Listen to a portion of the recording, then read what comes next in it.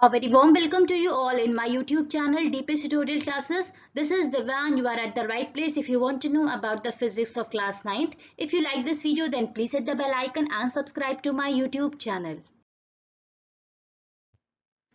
Class 9th पे हम लोग जो थर्ड चैप्टर स्टडी कर रहे हैं दैट इज ग्रेविटेशन और लास्ट की क्लासेस में हमने यूनिवर्सल लॉ ऑफ ग्रेविटेशन के बारे में जाना था और उसी से रिलेटेड हम आज के क्लास जो है हमारा है वो उसी से रिलेटेड है। हम डिफरेंट केसेस स्टडी करेंगे कि कब हमारा जो ग्रेविटेशन फोर्स होता है वो कैसे कैसे मतलब हमारा किस तरीके से किन किन चीज़ों पे डिपेंड करता है और कैसे वो चेंज हो जाता है अगर हमारा ऑब्जेक्ट का जो मास है वो लाइट हो या हैवी हो। उसके बारे में आज हम आज की क्लास में डिस्कस करेंगे। Gravitational force between the light object and the heavy object. अब जैसा कि मैंने आपको बताया था कि जो हमारा g का वैल्यू होता है वो हमारा f की वैल्यू के इक्वल होता है। वो कंडीशन होती है जब हमारा मास जो होता है दोनों ही ऑब्जेक्ट का 1 होता है और डिस्टेंस हमारा 1 होता है। तो उस कंडीशन में जो हमारे ग्रेविटेशनल कांस्टेंट की वैल्यू होती है वो ग्रेविटेशनल फोर्स के इक्वल हो जाती है। बट अगर हमारे मासेस में डिफरेंसेस हो, डिस्टेंस में डिफरेंसेस हो, तो जो हमारी ग्रेविटेशनल फोर्स की वैल्यू होती है वो चेंज अप हो जाती है। ग्रेविटेशनल कांस्टेंट तो हमारा हर जगह सेम रहता है, वो तो कहीं चेंज आउट होता नहीं है, बट जो ग्रेविटेशनल फोर्स होता है वो हमारा क्या हो जाता है, चेंज होने लगता है। तो सबसे पहले जो हमारा पहला केस है तो इसको हम जानने के लिए बेसिकली 3 केसेस आज की क्लास में स्टडी करेंगे। सबसे पहला जो हमारा केस है कि दोनों ही जो हमारे ऑब्जेक्ट्स हैं उनको हम क्या है बहुत ही लाइट कंसीडर करेंगे। मतलब दो ऑब्जेक्ट्स हम कंसीडर करेंगे यहाँ पे।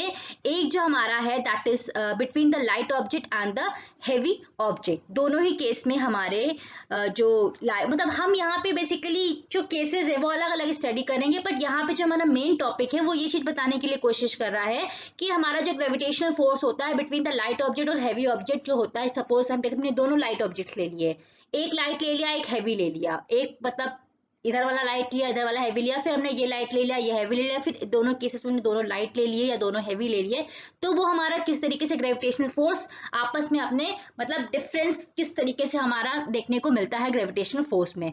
तो जो हमारा फॉर्मूला होता है ग्रेविटेशनल फोर्स को कैलकुलेट करने के लिए वो हमारा होता है F is equals to G M capital M small M upon D square. तो टोटल हम यहाँ पे 3 केसेस कंसीडर आउट करेंगे। तो जो हमारा पहला केस है उस केस में हमने जो मासेस कंसीडर किए हैं, जैसा कि हमने आपको अभी लास्ट की क्लासेस में बताया था कि उस केस में हमारा m और जो m है दोनों ही m है हमारे 1 kg के हमने कंसीडर किए हैं। रेडियस जो हमारा है वो 1 मीटर है। ग्रेविटेशनल कांस्टेंट की जो हमारी value that is 6.67 into 10⁻⁻11 newton metre square per KG square. तो इस केस में हमारा जो फॉर्मूला है इसके ऊपर जब हम वैल्यू पुट अप करेंगे तो जो हमारा कैपिटल जी है इसकी वैल्यू हमारे एफ के इक्वल हो जाएगी। ये हमारा वो केस है कि जब हमारे दोनों के मासेस 1 है और डिस्टेंस जो है दोनों के बीच का वो भी हमारा 1 मीटर है। तो जैसा कि देख सकते हैं मैंने आप वैल्यूज रखी है, यहाँ पे जो f की वैल्यू है वो ग्रेविटेशनल कांस्टेंट की वैल्यू के जस्ट इक्वल आ गई है। तो यहाँ पे बताता है कि जो हमारा फोर्स है वो बहुत ही ज्यादा कम है। दोनों ऑब्जेक्ट जब हमारे 1 के होंगे बहुत कम कम के मासेस के होंगे तो दोनों के बीच में फोर्स ऑफ अट्रैक्शन होगा वो भी कैसा होगा, कम होगा। We conclude that through every pair of 2 objects exert gravitational pull on each other yet they cannot move towards each other because this gravitational pull is too weak। अब यहाँ पे ये बताने की कोशिश कर रहा है कि हम इस चीज को कंक्लूड करते हैं कि जो हमारे दोनों ही ऑब्जेक्ट्स हैं वो ग्रेविटेशनल पुल को एक्सर्ट कर रहे हैं एक दूसरे की तरफ, ठीक है, बट ये जो पुल है वो इतना ज्यादा कम है कि वो एक दूसरे की तरफ अट्रैक्ट नहीं होते हैं। फिर से एक बार देखते हैं। We conclude that through every pair of 2 objects exert gravitational pull on each other। ठीक है, दोनों ही ऑब्जेक्ट्स अपनी तरफ ग्रेविटेशनल पुल को लगाने की कोशिश कर रहे हैं, yet they cannot move towards each other because this gravitational pull is too weak। इनके बीच का जो ग्रेविटेशनल पुल है, ग्रेविटेशनल फोर्स ऑफ अट्रैक्शन जो है वो बहुत ही वीक है, इसलिए आपस में एक दूसरे के मूव नहीं करते हैं।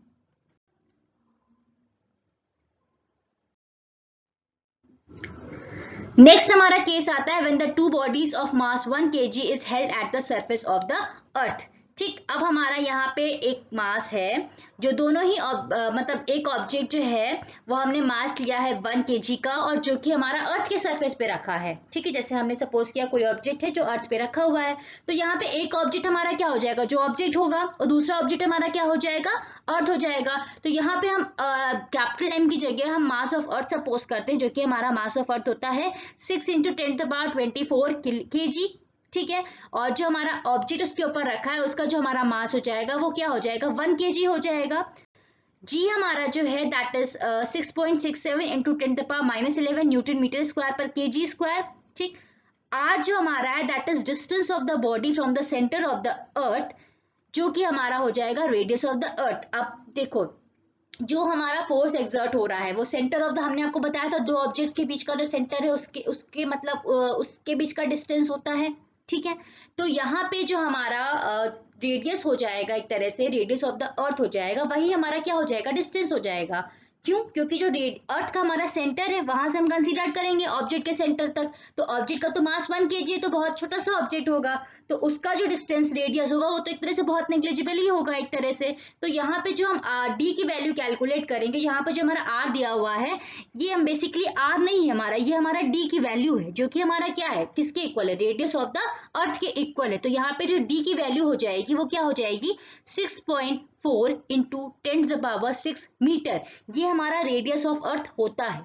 ठीक है, इसलिए हमारा जो रेडियस ऑफ अर्थ है वो हमारा क्या हो जाएगा, डी की वैल्यू हो जाएगी। अब हमें एम पता है, कैपिटल एम पता है, स्मॉल एम पता है, जी पता है और डी की वैल्यू पता है, तो हम यहाँ पे ग्रेविटेशनल फोर्स ऑफ अट्रैक्शन इस फॉर्मूले पे रख के जो बॉडी है और अर्थ के बीच का जो है वो हम इजीली कैलकुलेट कर सकते हैं।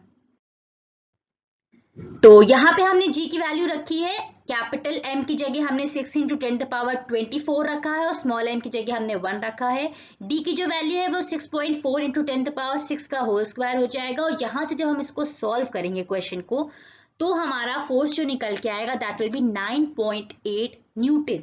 ठीक है, The earth exert a gravitational force of 9.8 Newton on the body of mass 1 kg। जो 1 kg का ऑब्जेक्ट है उस पे जो फोर्स ऑफ अट्रैक्शन हमारा अर्थ एक्सर्ट कर रहा है वो कितना है, 9.8 न्यूटन का है। This force is much larger as compared to the force when both the objects are lighter. This is why when the body is dropped from the height it falls to the earth। यहाँ पे ये बताने की कोशिश ये कर रहा है कि जो ये हमारा फोर्स है वो बहुत ज्यादा है, किससे कंपैरिजन में, जो हमने अभी लास्ट वाले केसेस में निकाला था जहां पे बॉडीज, जो हमारी दोनों बॉडीज थी वो लाइटर थी। और यही रीजन है हमारा बेसिकली कि अगर हम किसी भी सर्टेन हाइट से कोई भी ऑब्जेक्ट को ड्रॉप आउट करते हैं तो वो हमारा अर्थ की तरफ फॉल हो जाता है, क्योंकि वो हमारा 9.8 न्यूटन का फोर्स एक्सर्ट करता है। ठीक है, इतना होगा या इससे ज्यादा होगा वो तो हमारा ऑब्जेक्ट के मास पे डिपेंड करेगा, पर जो भी होगा इससे ज्यादा होगा, तो इसलिए हमारा वो जो ऑब्जेक्ट है वो फॉल आउट कर जाता है। तो ये हमारा हो गया सेकेंड केस। थर्ड केस हमारा है when both the bodies are heavier. अब जो हमारा ये लास्ट केस हम कंसीडर करेंगे, इस केस में हमारे दोनों ही जो बॉडीज हैं वो दोनों ही बहुत ज्यादा हैवी हैं। तो जो हम पहला मास कंसीडर करेंगे वो mass of the earth consider करेंगे, जो कि हमारा 6 × 10⁻24 kg है। और जो सेकेंड हम कंसीडर करेंगे मास, वो किसका करेंगे, मून का कंसीडर करेंगे। मतलब हम यहाँ पे जो ग्रेविटेशनल फोर्स ऑफ अट्रैक्शन है वो किससे किसके बीच में निकालना है, between the earth and the moon. तो मून का जो हमारा मास है वो हमारा 7.4 × 10⁻22 kg है। ग्रेविटेशनल कांस्टेंट की वैल्यू सेम ही होती है हर जगह, 6.67 × 10⁻11 newton metre square per kg square. और यहाँ पे जो हमारा डिस्टेंस हो जाएगा आर जो है वो हमारा distance between the earth and the moon. Earth और मून के बीच का जो डिस्टेंस हमारा है, जो कि हमारा डी है, वो हमारा क्या हो जाएगा 3.84 × 10⁸ मीटर, ये हमारा होता है डिस्टेंस। ठीक, तो यहाँ हमें डिस्टेंस पता चल गया, जी पता है, कैपिटल एम स्मॉल एम पता है, तो ग्रेविटेशनल फोर्स ऑफ अट्रैक्शन के फॉर्मूले से हम अर्थ और मून के बीच का जो ग्रेविटेशनल फोर्स ऑफ अट्रैक्शन है वो इजिली कैलकुलेट कर सकते हैं। तो यहाँ पे हम सारी वैल्यूज को पुट अप करेंगे। जी की वैल्यू हमने रखी, एम की वैल्यू रखी, स्मॉल एम की वैल्यू रखी, डी की वैल्यू रखी, जो कि हमारी 3.8 × 10⁸ है इसका स्क्वायर। तो यहाँ से जब हम फोर्स को कैलकुलेट करते हैं तो वो हमारा क्या हो जाएगा 2.01 × 10⁻20 न्यूटन। यहाँ पे जो हमारा फोर्स निकल के आता है वो बहुत ही ज्यादा लार्ज है। हमने फर्स्ट केस में देखा बहुत कम था, सेकेंड केस में देखा जब एक ऑब्जेक्ट हमारा हैवी हुआ तो फोर्स ऑफ अट्रैक्शन बढ़ गया, उसके कंपैरिजन में बढ़ गया। अब हमने थर्ड केस में ये देखा कि जब हमारा दोनों ही ऑब्जेक्ट्स बहुत ही हैवी मास के हैं तो फोर्स ऑफ अट्रैक्शन उससे भी बहुत ज्यादा है। तो this large gravitational force exerted by the earth on the moon which makes the moon revolve around the earth। और ये जो ग्रेविटेशनल फोर्स ऑफ अट्रैक्शन अर्थ लगा रही है मून के ऊपर, उस वजह से जो ये मून है वो अर्थ के अराउंड मूव करता रहता है। तो यहाँ पे हमने देखा किस तरीके से gravitational force of attraction body के मासेस पे डिपेंड करता है, उनके मतलब डिस्टेंस पे डिपेंड करता है। जितना ज्यादा डिस्टेंस होगा उतना ग्रेविटेशनल फोर्स ऑफ अट्रैक्शन कम होता जाएगा, और जितने ही मासेस बढ़ते जाएंगे ऑब्जेक्ट के उतना ही ग्रेविटेशनल फोर्स ऑफ अट्रैक्शन बढ़ता जाएगा। तो ये हमारे सारे केसेस हो गए आपके। तो होप सो आज की क्लासेस में जो भी केसेस डिस्कस किए गए हैं वो आपको बहुत अच्छे से क्लियर हो गए होंगे, और जो हमारा यूनिवर्सल लॉ ऑफ ग्रेविटेशन था वो बेसिकली वो जो टॉपिक है पूरा वो हमारा क्लियर आउट हो गया होगा, कैसे बॉडी पे मासेस पे डिपेंड करता है, डिस्टेंस पे डिपेंड करता है।